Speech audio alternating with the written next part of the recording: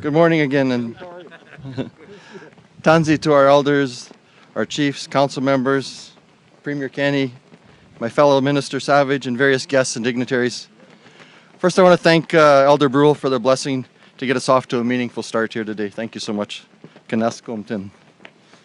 I'm Rick Wilson, Minister of Indigenous Relations, and I'll be your MC today. And it's an honor to be here on Treaty 6 territory in the Enoch Cree Nation. I want to thank the Grand Chief, Chief Billy Morin, for hosting us today for this important announcement on your people's land. From the beginning, our government has carried out its promise to remove barriers to economic opportunity and prosperity for Indigenous people. And it's been a promise made and a promise kept. We know that without concrete actions, reconciliation is an empty word. Symbolic gestures will not bridge Indigenous people into Alberta's economy.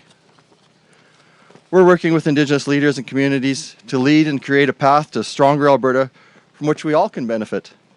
And that's why we're here. We created the first of its kind, the Alberta Indigenous Opportunities Corporation, to bring in the First People as true partners in prosperity. We developed a litigation fund to help Indigenous-led action challenge against federal legislation that hinders major energy projects.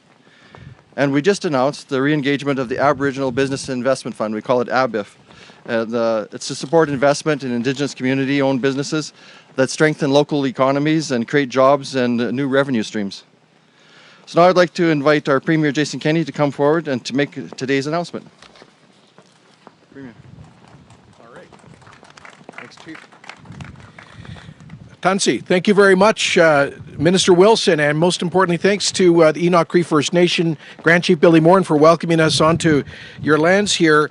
It's also great to be here with leaders from Alexis Nakota Sioux Nation and the Indian Resources Council, as well as many folks from the oil and gas industry. And isn't it great to see a pump jack operating right now, right here on this land, creating wealth for this nation, as well as for the people of Alberta.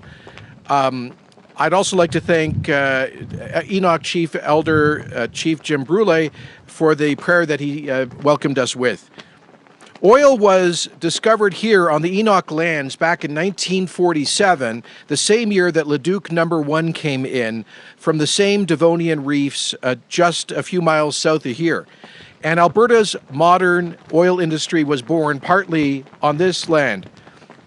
The wealth that poured out of the earth here fueled the development of the Enoch First Nation into the modern, prosperous, and economically diversified community that it is today.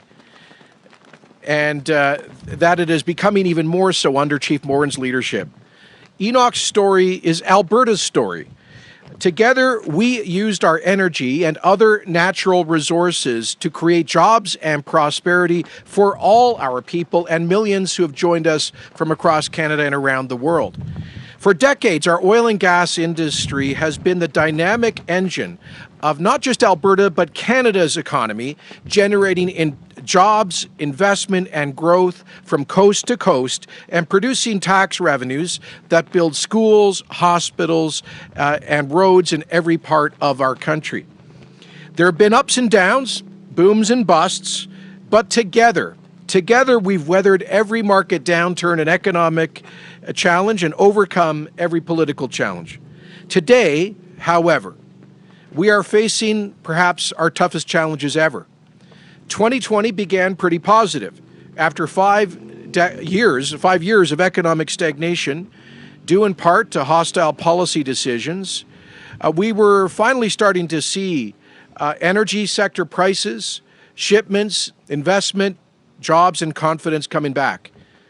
Then COVID-19 hit, triggering the global recession and the biggest oil price crash in history, the latter made worse by a surge of supply from OPEC dictatorships to try to drive North America out of the energy business.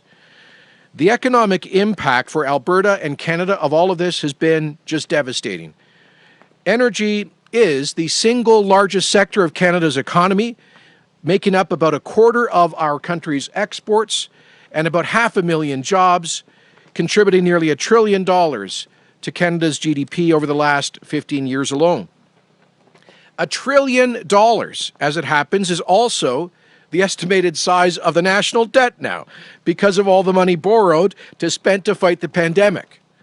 Now, obviously, we need our economy firing on all cylinders to get out of the deep fiscal hole that we're in and to get Canada working again. Obstruction of pipelines and energy projects is not an option for any government that is serious about economic recovery, about getting folks back to work, generating tax revenues needed to pay for social programs like healthcare, let alone interest on the trillions of dollars of debt that we're racking up. That's why Alberta's recovery plan takes bold action to create jobs, build infrastructure, and diversify Alberta's economy by building on our strengths, including our oil and gas sector. Now, during good times, First Nations companies have made billions of dollars selling goods and services to the oil and gas industry in areas like trucking, catering, construction, and so much more. As Chief Desjardins of the Frog Lake First Nation has said, over the last 20 years, Indigenous-owned companies have earned far more income doing business with oil sands company than they ever got from the government in Ottawa. In 2018 alone, the Canadian Energy Pipeline Association members collectively bought, get this, $240 million, $250 million of goods and services from Indigenous suppliers alone. And I think the sky is the limit on that. When the oil patch is down, when the new pipelines don't get built, when our energy is landlocked, First Nations suffer. So if Canada truly cares about working with Indigenous Canadians to move from economic exclusion and too often poverty to economic inclusion and prosperity, then we need to go all in as partners in the development of our energy resources in a responsible way. Chief Desjardins also said this, that, quotes, ensuring the industry is supported will be one of the most important strategies for boosting Indigenous economies in the aftermath of the pandemic, quote unquote. So I know my friends here, Grand Chief Morin, Chief Alexis, Stephen Buffalo, we're on exactly the same page, as are the vast majority of First Nations in our province who recognize oil and gas as a key to prosperity. The Alberta government gets it. We got elected last year with a record mandate to partner with First Nations in getting pipelines built and getting investment and growth back in the energy sector. Part of this partnering is in the effort to make Canada the most competitive energy producer on earth by ensuring that our industry maintains the world's highest environmental, social, and governance standards. That's why we went to Ottawa when the pandemic hit, with a proposal to turn the oil patch crisis into an environmental and job-creating opportunity. Basically, our pitch was this: let's put laid-off energy workers and idle companies back to work right now by taking one of the biggest oil patch site rehabilitation projects forward in the history of Canada. And to Ottawa's credit, a phrase I don't use very often, but to Ottawa's credit, they bought the idea and our billion-dollar site rehabilitation program was born. The Srp Site Rehabilitation Project provides grants to eligible oil field service contractors to perform well pipeline and oil and gas closure and reclamation work. A lot of that work needs to be done on First Nations lands. And a lot of it can and must be done by First Nations contractors. And I want to thank Stephen Buffalo and the Indian Resource Council's chair, Chief Roy Fox, for reminding me of that fact just about daily. That's why I'm very pleased to announce several measures today that will increase and strengthen Indigenous participation in this historic effort to clean up old wells and other orphaned oil field infrastructure. Our announcement today is at one of those well sites here on Enoch land. And the company that will do the cleanup is Backwoods Energy Services, an oil field service outfit owned by Alexis Nakota Sioux Nation. So thank you, Chief Alexis, for your vision and leadership in creating opportunity for your people. This is a great example of two First Nations working together to get their people employed on a project that creates jobs, benefits the local environment on First Nations land, and strengthens our environmental performance so we can attract future investment to create more jobs in oil and gas. It's a virtuous cycle. I love it. Now, the Backwoods Energy Services has been approved to clean up 56 sites here at Enoch, and another Indigenous-owned company, Western Petroleum Management, has also recently been approved to tackle a big amount of work. This is great news, but I assure you it is just the beginning. The SRP, this program, is being rolled out incrementally in $100 million increments, and we did that in part to ensure that First Nations contractors and smaller contractors, not just the big guys, get to benefit from the program. From the start, we sought First Nations input in the design of this program, and now those efforts are turning into jobs and contracts. To further strengthen Indigenous participation, we've established a working group co-chaired by the IRC, the Indian Resource Council, to facilitate relationships between oil field contractors and Indigenous communities with orphaned oil and gas sites on their lands and surrounding areas. The working group will help to build connections like the one right here between Backwoods and Enoch Cree. And it will also help increase the number of Indigenous companies and who participate in and benefit from this program. We've also set up an industry advisory committee comprised of representatives from Alberta's oil and gas sector to advise us on improving and streamlining the program to make sure that funding gets out the door and gets people working as quick as possible. So Energy Minister Sonia Savage has appointed an Indigenous liaison to further boost First Nations participation in the program. As a result of these efforts, I'm confident that we'll see many more Indigenous companies and employees getting back to work, and many more sites getting cleaned up across Alberta, including those on First Nations and Métis settlements. The actions we're announcing today are really just the tip of the iceberg in terms of future opportunities in the energy sector for Indigenous companies, workers, and communities. Make no mistake, Alberta's government is 100% committed to ensuring that First Nations and their companies play a meaningful role in Alberta's future prosperity, including sharing fully in future growth of the sector. A big part of the inspiration for the new path we're on is former Treaty 6 Grand Chief Willie Littlechild, who served as one of the commissioners with the National Truth and Reconciliation Commission. He describes our shared goal as reconciliation, and I couldn't agree more. In fact, I just got a text from Willie yesterday saying, we got to work together to make sure people benefit from a future in the energy sector. Since Alberta's government was elected just 15 months ago, our approach to reconciliation has included convening the First Nations Summit a year ago, the first all-chiefs meeting with Alberta's Premier and Cabinet in 5 years.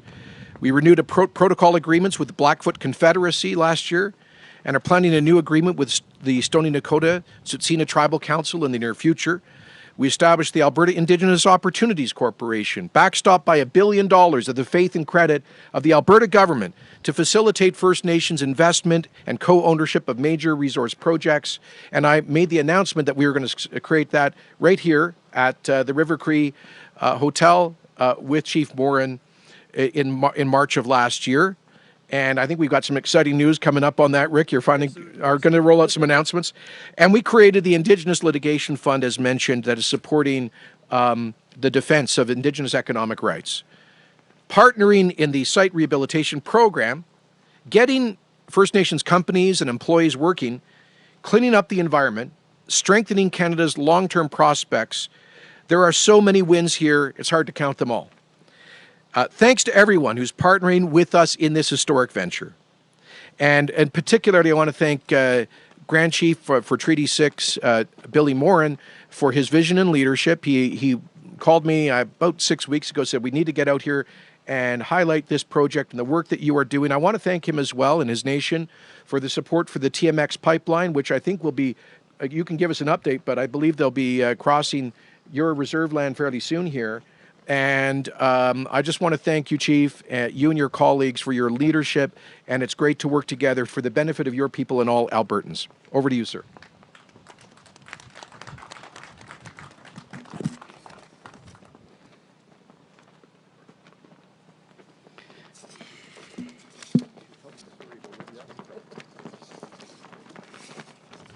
Nigan na naskama kotawe na simantu ogamao pisem anoska gisagak miwasin wapi kio net sigasan maskesi o chinia katamska tanawa gakyao na waku maganak nanaskama nimosam okimao Jim for the prayer. Egwa acknowledge our nation, but in particularly the Alexander family, who this is their homestead, this is their land. I acknowledge them as well. The first thing I'll say is 1951, the Premier acknowledged 1947. As soon as that, they were exploring for oil and gas here in the nation. But in particular, in 1951, in this site, this is our oldest production site. And in 1951, 69 years ago, Chief Billy Morin was standing right here. And he was standing here with his fellow leadership and his nation members talking about the prosperity coming from that well site. And it's just an honor to continue my great-grandfather's work and the road they established to prosperity for our First Nation here as well. And they couldn't do it alone. Back then, they had great partnerships with industry and great partnerships with government. And again, it's just good today to continue on the path that my grandfathers and the leaders before us came to do. I want to acknowledge the unique partnership that we're standing in front of today. It's not easy to get two First Nations or multiple First Nations, their energy company, who's doing fabulous work to the tune of over $100 million in this area in a downturn economy. Two ministries, a premier, our leaseholder, Mega Energy, and multiple other stakeholders that it takes to do this work. So this is one of the most unique partnerships that you'll ever see. And I thank the province for doing it in such a timely fashion. When I lobbied the province, they were readily available to make sure that this work gets done for our First Nation in this time of need during COVID. So this province, I thank them very much for doing work at the speed of business for First Nations, very much so. The Premier spoke again, and I thank Minister Savage for committing her ministry to the SRC program and rolling it out again in such a quick manner and including First Nations as well. Their commitment to First Nations has been, in this regard, I would say unprecedented from any government. There is no record that I know of where it's a federal government or provincial government or any external investment to the responsibility of cleaning up these wells. And it's just a proud day to do honor by these wells, Mother Earth, and our ancestors who came before us who started this work. The work itself is going to be done by Backwoods. I'm very proud to say that that company is owned by the Alexis Nakota Sioux, our brothers and sisters here in Treaty 6. And we couldn't think of a better partnership to establish to do this work. Backwoods has proven itself time and time again over the last number of years, growing exponentially in the oil and gas sector, our bread and butter in Alberta. And again, Chief Alexis, my brother at Treaty 6, he's here to help us and help our nation and help create employment for our members right here on the nation for us. So thank you, Chief Alexis. So this is just the beginning and a new chapter for these well sites. But sometimes the more things change, the more they stay the same. And we're not done with oil and gas. The Premier acknowledged that pump jack right there that's pumping, and we were just meeting with our leaseholder, Mega Energy. And the conversation turned really good into something, what's the actual possible future to keep this industry going? Because it's not dead. It's not dead.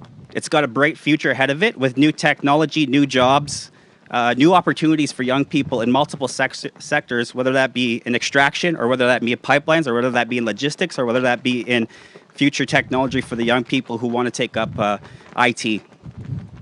So I acknowledge our leaseholder, Mega Energy, as well. So returning these particular sites to its natural state is truly just an honor for me to keep up my grandfather's work, the first Chief Billy Morin.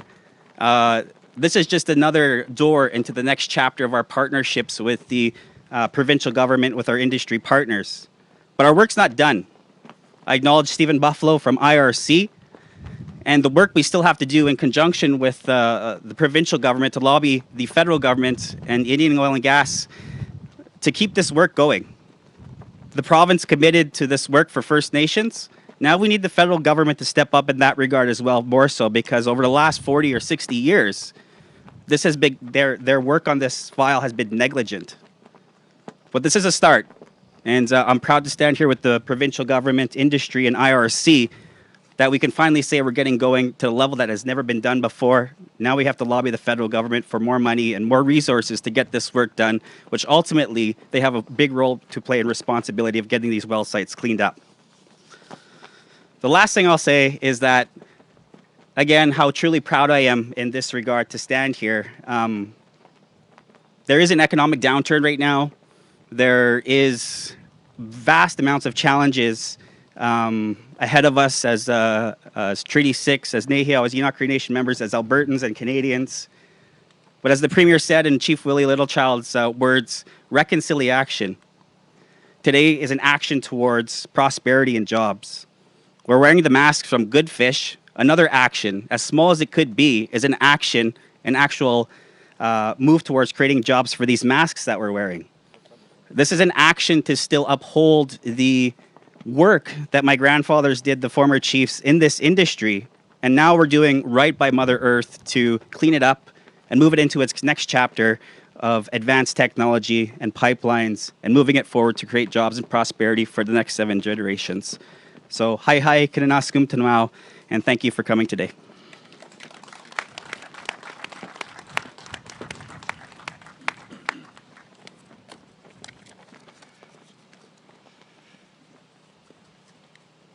First, I want to thank the Premier for being here today and your remarks. It's such an honor to be here, and when you can see like some of the work that the Backwoods has done here, just an amazing stage. I think we'll use this place all the time. This is amazing. And thank you, Chief Morin.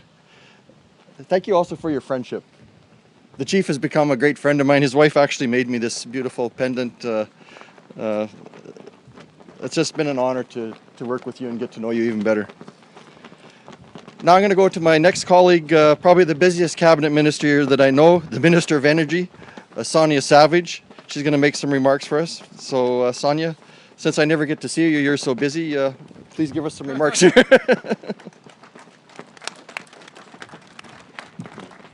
Well, thank you, Minister, and thank you, Premier.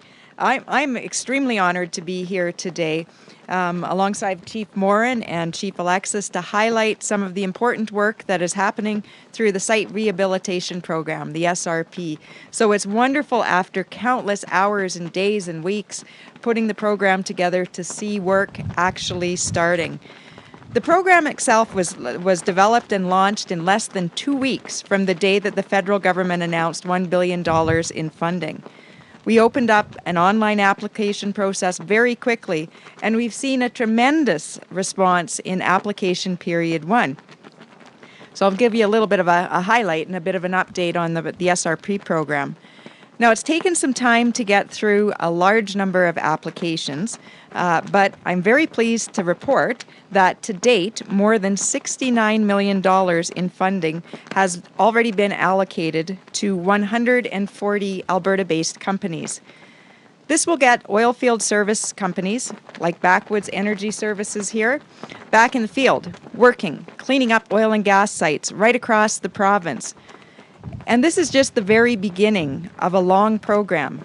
There is more than $900 million left to be allocated.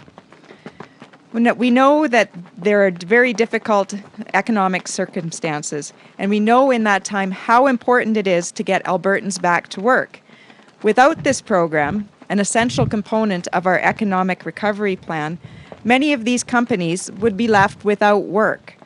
I'm especially pleased to see work going to Backwoods Energy Services, which is 100% Indigenous-owned, the largest employer of the Alexis Band members, and the largest independent source of income in that community.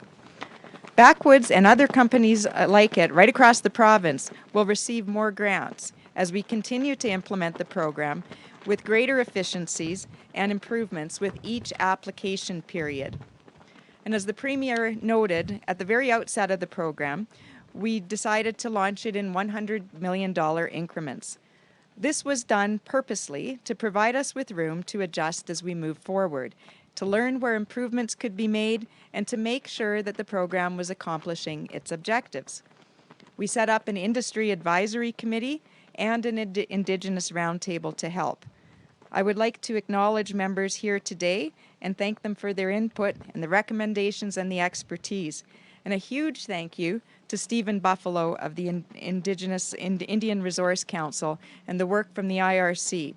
And I'd also like to give a huge thank you to Elizabeth Aiken of PSAC, who is here today and has helped us with recommendations to design the program and each phase of the program better. And with the valuable feedback from these committees, we are now putting mechanisms in place to make it quicker and easier for oilfield service companies to apply for a grant and receive funding and get back to work. We're able to do this without losing the program's necessary rigor and oversight. Oversight that is needed to make sure that taxpayer dollars are used responsibly and that the program meets its objectives. Many of these recommendations will apply to application period 3, which I'm very pleased to announce will open to online applications on this Friday. In period 3, we are allocating up to $139,000 in funding to each of Alberta's oil and gas company well site operators, also called the licensees. This is different from phase 1, where funding was limited to $30,000 grants per contract. The advisory committee told us that the limits in phase 1 made planning sequential work very difficult. So we're making improvements. As with previous application periods, the grants in period 3 will go directly to oilfield service companies doing the work. Following the advice from the advisory committees, we will also be reassessing applications that were declined in periods 1 and 2 because of administrative errors. We will deploy the remaining funds from those periods for this. We felt that this reassessment had to occur to be fair to contractors who put in time and effort to submit their applications and contracts on a very rushed basis. We've heard stories of some spending 18 hours a day to put their applications together. They were submitted on a rushed basis, and some were declined because of administrative errors. These companies won't have to reapply. We'll reassess their applications, taking into consideration certain administrative errors. In addition, we also just posted the list of sites that have been nominated so far by landowners and Indigenous and Métis communities. Many of these sites are on First Nation reserves or Métis settlements. This site nomination process will enable Indigenous communities and landowners to identify sites that they want prioritized for cleanup under this program. Future application periods with larger contract limits will be launched in the coming weeks and months. This will include an application period that looks at larger area-based closure programs, which did not fit into the guidelines in period 1. I know that there are companies that are disappointed that they were not approved in the first 2 periods or were not given as much work as they had hoped for during those periods, but there's still lots of work and lots of opportunity with over $900 million in funding left to distribute. We encourage these companies to apply in future rounds and in future periods. I also want to note that the input we have received from the industry advisory committees and the Indigenous Roundtable will help us as we implement our overall liability management framework, which will be released shortly. This framework will allow us to address the full life cycle of oil and gas development and ensure that the right conditions exist for industry to pay for their closure obligations as we move forward. In conclusion, we'll continue to work together to implement the Site Rehabilitation Program, keeping energy service companies going until we can turn the corner and relaunch our energy sector. Doing all of this while meeting Alberta's commitment to responsible resource development. And I especially want to thank you for the opportunity, Chief, to meet here and to see your lands, see these sites, and have an opportunity to talk about the program. Thank you so much.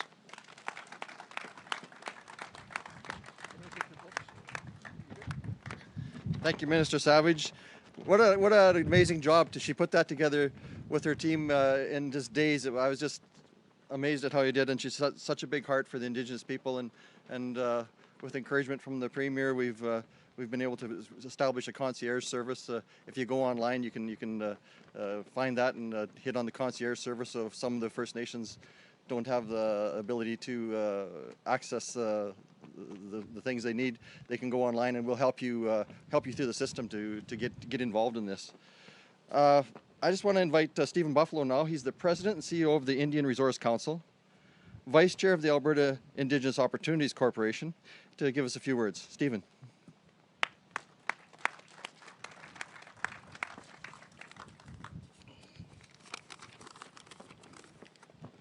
Humano tamtek ninote na skamao na kapix ko estamagia. Kapisaga wait ni siga sod maskuchi sik ni psiko ojitnia. Nanaskamo ne petoteg hota maskeko sik. I first of all want to thank our elder for our prayer today.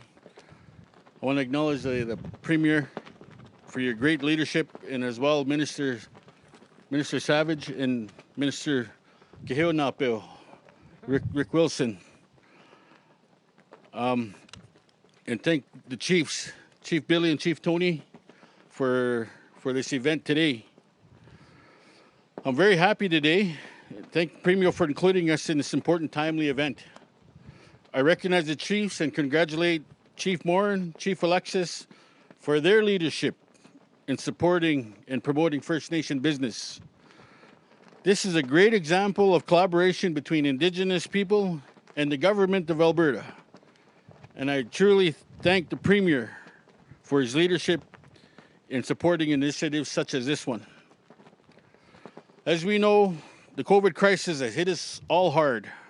And for us, our workers are typically last to be hired, first to be fired in a downturn such as this. And our contractors from our nations are treated similarly. Furthermore, our royalties have plummeted at the same time as to the cost of the deal of the COVID ramping up. So this is a timely initiative for us to help recover somewhat. And the Indian Resource Council wishes to thank the Alberta government for recognizing the importance of putting Albertans back to work, and specifically our communities and our contractors. The Indian Resource Council is working with oil and gas producers, CAP, EPAC, CAODC, and the government of Alberta on a program to collaboratively address over 2,000 inactive wells on First Nation reserve here in Alberta. And we're finalizing a submission, and will be on your desk, Premier, hopefully by August. You know how to get a hold of me, Steve. Yes.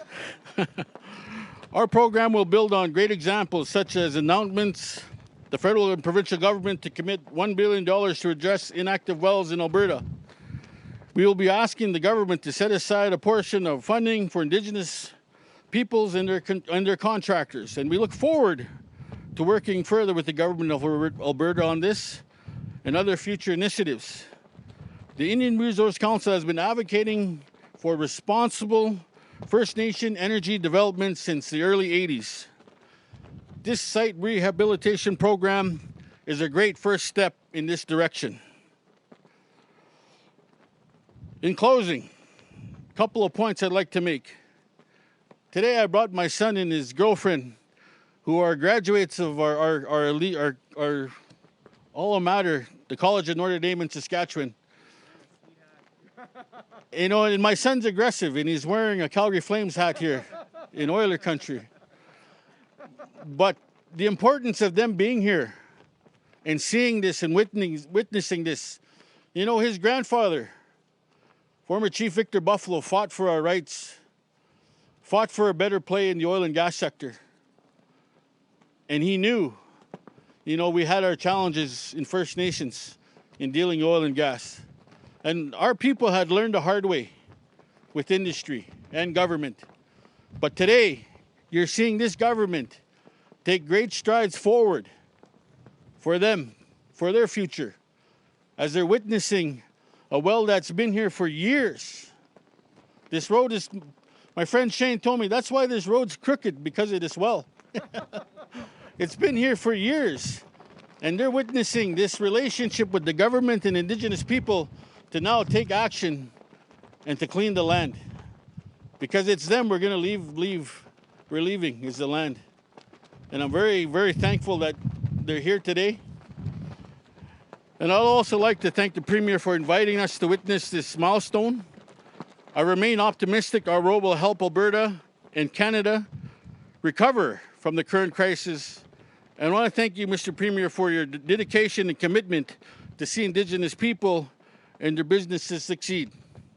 You know, as we continue to work together, I just have to give one shout out to the Indigenous Resource Network. It's online, have a look at it, and we're investigating how we can work collaboratively with them as well. So with that, I want to say thank you to everyone for coming today. I want to thank the Premier and both ministers. Thank you very much. And Chief Billy and Chief Alexis, thank you. Good job. Thanks, Steve. What's your son's name again? I just got to mention these nice face masks from Goodfish. It actually created quite a business for them. They had to hire, I think it was 20 extra people to sew all these face masks. And I think if you go onto Goodfish website, you can find out how to get one yourself. Had to put a little plug in for them there. Thank you, Stephen, and the IRC. You've been a great partner to this government. So, how many Notre Dame hounds are here? Even my press secretary is a Notre Dame hound. Look at all these guys. That's awesome. The Premier threw a few elbows in his day.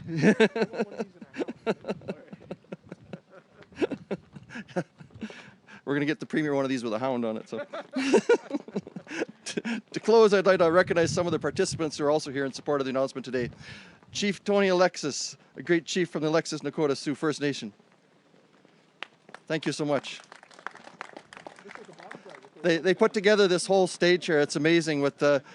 They make these rig mats just over in Atchison Park, I think, isn't it? Yeah. So they're making these rig mats. They're using them all along the pipeline and their equipment, and you're doing a great job. Yeah. I also want to acknowledge Elizabeth Akwin, Senior Vice President of PSAC. And I just want to thank everybody for being here with us today as we commemorate the start of this important work. Just to close, I want to reiterate the importance of the Indigenous people and the government working closely. We've developed such a great relationship, and I just want to see it improve and help the Indigenous people be partners in prosperity with us here. Alberta's not going to move forward without Indigenous people in Alberta. Working alongside our First Nations and Métis family is vital to reestablishing a thriving Alberta. So thank you everyone for being here, and I believe we've got time for a few questions. So. Okay, we'll get the Q&A started. I'll remind those on the phone to let us know who you were addressing your question to. Operator, can you please put through the first caller? Our first question comes from David Staples of the Edmonton Journal. Your line is open. Hi, Chief. How are you doing today? I have a question about just your relations with Alberta government, conservative governments in the past as compared to now.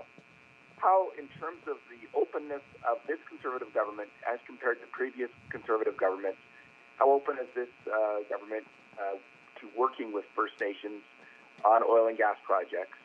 And a follow-up question is, in terms of TMX, what kind of progress is being made in terms of a stake in First Nations ownership in TMX? Thank you for your question, David. This current Conservative government gets it. I would say this current Conservative government is working in relation to First Nations business and partnership at the speed of business. That is a common language for us. That is a black and white language, and that's a language that we can move forward together when it comes to rebuilding the economy. I spoke about that in a recent journal article, that our common language is economy. So they get it, we get it, and I'm pretty proud to say that it's, since my time in leadership, their investment, their partnership, and the speed they move at when it comes to economic development has been just awesome. The second question when it comes to TMX is that discussions are currently moving forward with ultimately Indigenous ownership in that project. And I think you'll see in the coming months some announcements in terms of Treaty 6 and Alberta nations driving that bus to ultimately possibly owning that project. Thank you. Operator, can you please put through the next caller? Our next question comes from Emma Graney of the Globe and Mail. Your line is open. Yeah, g'day. I have a couple of questions. The first one is for Grand Chief Morin.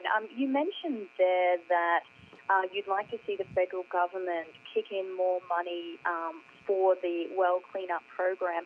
I'm curious how you balance that call with the polluter pays principle that is supposed to obviously be a governing part of, the whole energy sector.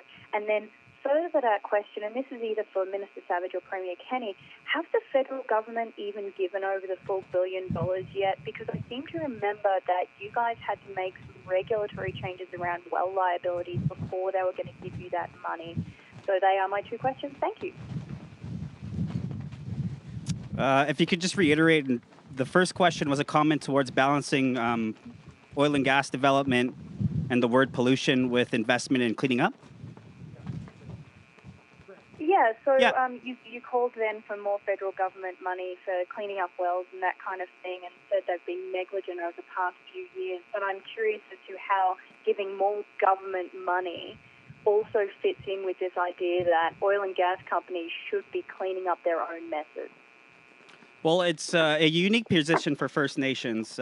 We are under the jurisdiction of the federal government through Indian Oil and Gas. They have a fiduciary responsibility to our oil and gas sector on reserve lands, and they have been negligent for the better part of 60 years. And the commitments they've made to clean up these sites, to do right by us when it comes to royalties. So we do call on the federal government to do their fiduciary duty. We have a government here that has a new program and $1 billion to clean up, and they're the only government at the table right now making the commitment to First Nations, so I find that a little odd.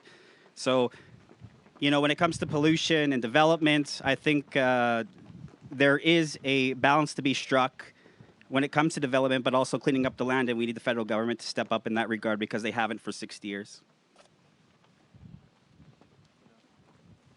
Hello, Emma. It's Minister Savage here. I can step in and answer a little bit on both questions. First, with respect to the contract with the federal government for the turnover of the $1 billion funds, we're still working on that. These things take some time. There's some contractual clauses and some unique language. These things take time, so we're still waiting for the funds to be transferred over. But we're not waiting for those funds to get people back to work. We've already rolled out $69 million in contracts, and we'll be aggressively and quickly rolling out hundreds of millions more. So one other quick comment with respect to the polluter pay principle. One of the things we're doing in this contract is we are in this program is the money goes to oil field service companies, not to the licensees, and that's in part because of the polluter pay principle.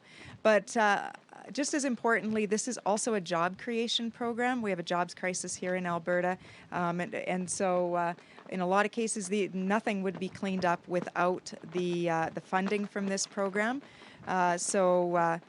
It is a job creation program to create jobs in every corner of the province, with the added benefit that it's also an environmental program that will see environmental results in cleaning up these sites. Operator, can you please put through the next caller? Next question comes from Srp Nareen of Windspeaker. Your line is open. Thank you. This question is for Energy Minister Savage. Will the province be willing to set aside a percentage of that $1 billion budget for the well site cleanup specifically for Indigenous contractors? Thank you, and we're doing a lot of measures to make sure that Indigenous contractors get a lot of work from this. We've included an Indigenous roundtable for exactly that, and we also have a site nomination process for every single site that is on Indigenous lands to be prioritized. We're working with Indigenous groups to make sure that they have the capacity to be involved in the program. One of the things we heard early on was that for some of these companies, and it wouldn't be Backwoods Energy because they're very, very well adapted and sophisticated and experienced on it, but there are a lot of companies out there, Indigenous companies, that maybe don't have that degree of experience, and we're worried that they could miss out on the opportunity because they have to generate the capacity. We're working with them on that. We've already rolled out of the $69 million of funds. It's about $6 million has been to Indigenous service companies, and all of that is before we've even taken a look at the site nominations. So we're very confident that this is going to deliver a lot of services and a lot of value for Indigenous companies. And one of the measures by which we'll assess the success of this program is how much goes to Indigenous contractors. Operator, can you please put through the next caller? Our next question comes from Shannon Scott at CBC. Your line is open. Oh, hi. This is a question for the Premier. Mr. Premier, I know that my French colleagues would appreciate it if you could answer this question in English and in French. We're wondering about your reaction to the Buffalo Project letter that was released today, and if you think that maybe these are people trying to tell you that you aren't acting quickly enough on the Fair Deal Panel recommendations. Oh, okay, sorry, yeah. Sorry, it's very windy here, hard to hear the questions. So I think the question was about a Buffalo Project letter. Got my Buffalo right here. Thank you very much, Stephen Buffalo, for this. So I haven't had a chance to read that yet. I will hopefully do so later today. We welcome a debate about how Alberta can be stronger economically, stronger in the Canadian Federation. And I know there's a lot of different groups and individuals with ideas. We welcome that debate. It's why we set up the Fair Deal Panel, partly to generate that debate within our province. There is a great deal of frustration in this province, and rightfully so. A frustration about a series of policies that have sought to landlock our greatest natural resource, which is worth trillions of dollars, and policies that have killed tens of thousands of jobs and thousands of businesses, and have also helped to contribute to even a pre-COVID fiscal crisis in Alberta. So I think they're right to be raising these issues. As you know, I issued the Alberta government response to the Fair Deal Panel recommendations a few weeks ago, and we accepted, I think, 24 of the 26 recommendations, and we are moving forward. We're moving forward with a detailed and rigorous study of the possible benefits of our own Alberta pension plan, because we have the youngest population in the country. The math is that we could reduce premiums or increase benefits by $3 billion a year if we were to establish our own pension like Quebec has done. We're also doing a deep technical study on the costs and benefits of a potential reestablishing a potential Alberta provincial police force. And we do want to discuss that with Indigenous communities as well, because of their obvious concerns about policing, most recently highlighted by what happened up in at Fort McMurray last month, involving the chief of Fort Chippewa First Nation. So those are issues where we want to see if we can improve policing for all Albertans, including Indigenous Albertans, by doing what Quebec, Ontario, and Newfoundland and Labrador have, which is provincial police services. We've committed to a referendum on equalization to demand fiscal fairness in the Federation, and so much more. So we'll continue to take action on that. I appreciate input from all different perspectives, and I'll offer the same answer in French. Je n'ai pas eu l'occasion à lire la lettre du projet Buffalo, mais évidemment, nous accueillons les idées différentes en ce qui concerne une stratégie pour renforcer la force de l'Alberta dans la Fédération canadienne.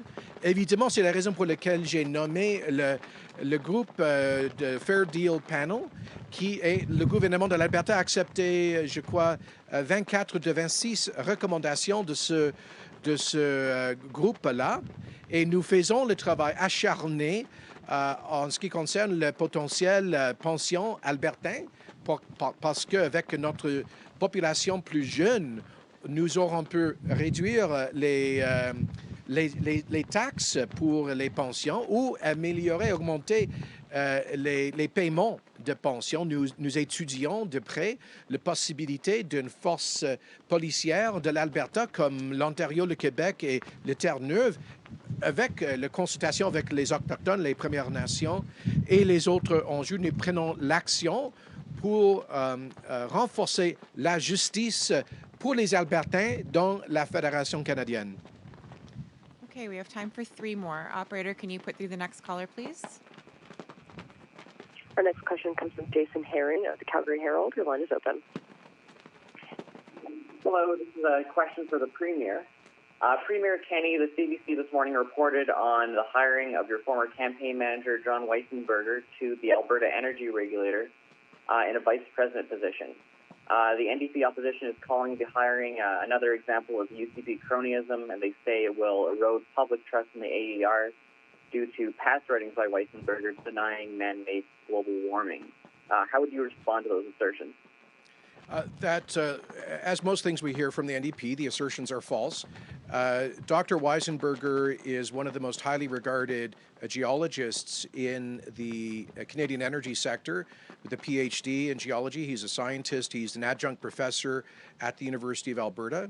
I understand that he applied as part of an open competition and was selected by the Alberta Energy Regulator in a completely independent way. He was not appointed by the government. In fact, I didn't even know that he had applied in my office, and the government had absolutely nothing whatsoever to do with, Dr. Weissenberger is a free citizen.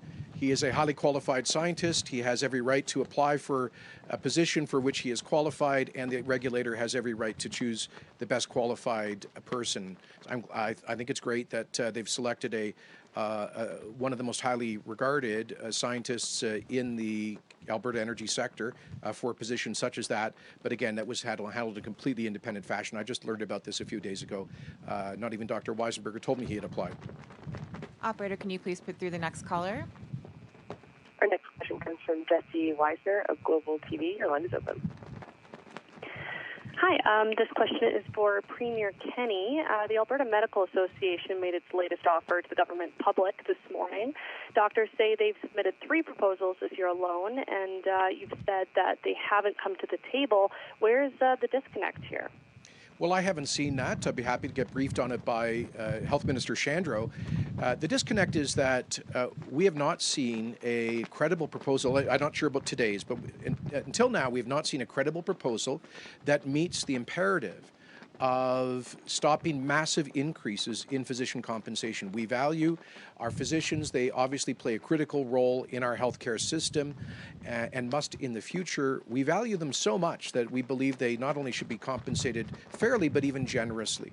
We value them so much that Alberta compensates our physicians better than any other province in Canada by a country mile.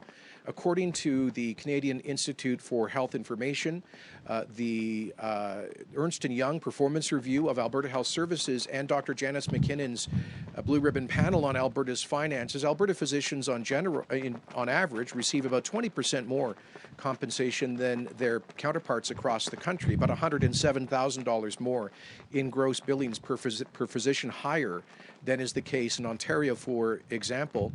And that's fine. But what we cannot continue to see is massive annual increases in physician compensation, which represents 10% of the expenditures of Alberta's government, particularly at a time of a fiscal and economic crisis. For the past several years, nurses and other healthcare workers have been frozen at zero. The average private sector family has seen their income decline by 10%. But over the same period, physicians have seen their compensation in total go up by 23%, by 6% a year, faster than the growth in inflation and population. It's simply not sustainable. Alberta today has a $300 billion economy. 5 years ago, we had a $365 billion economy.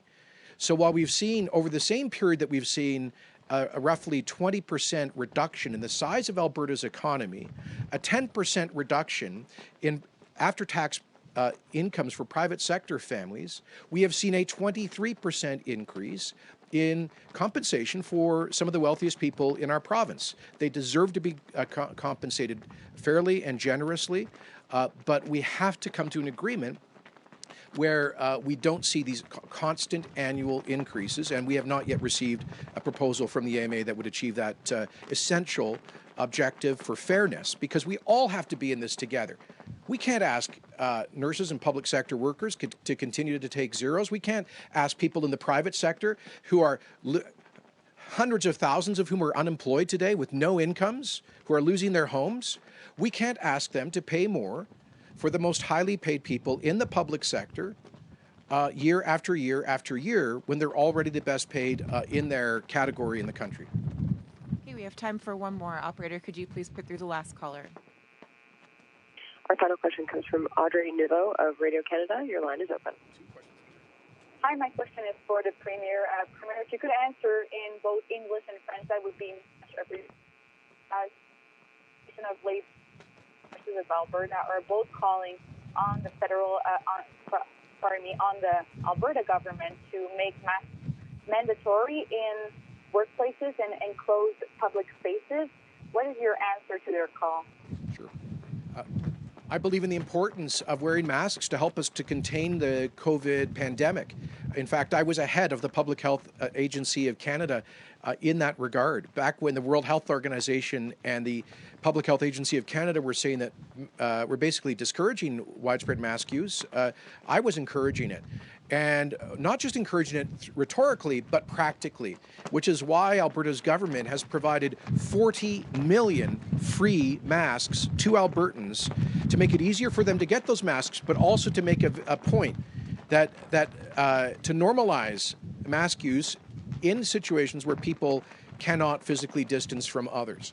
So having said that, I agree with what Dr. Hinshaw said from the beginning, which is that we can't enforce our way out of the pandemic. I think that encouragement, making masks available, public education is the more successful route. And I just see all sorts of problems if we were to seek to enforce mandatory masks as a legal obligation. Some municipalities are considering it in areas like transit, and if they do so, that's entirely their decision.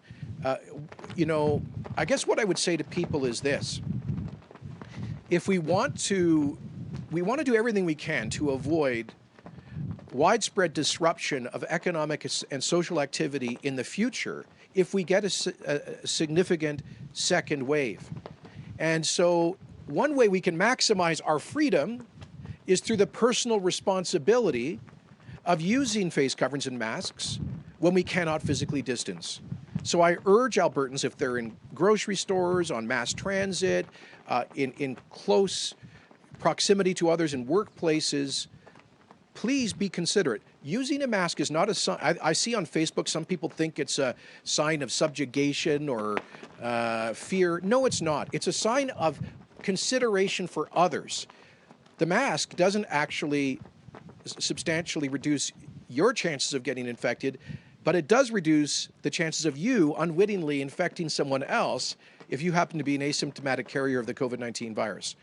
So that's why I think it's important. It's why we've made 40 million available. We're the only government in Canada to do it.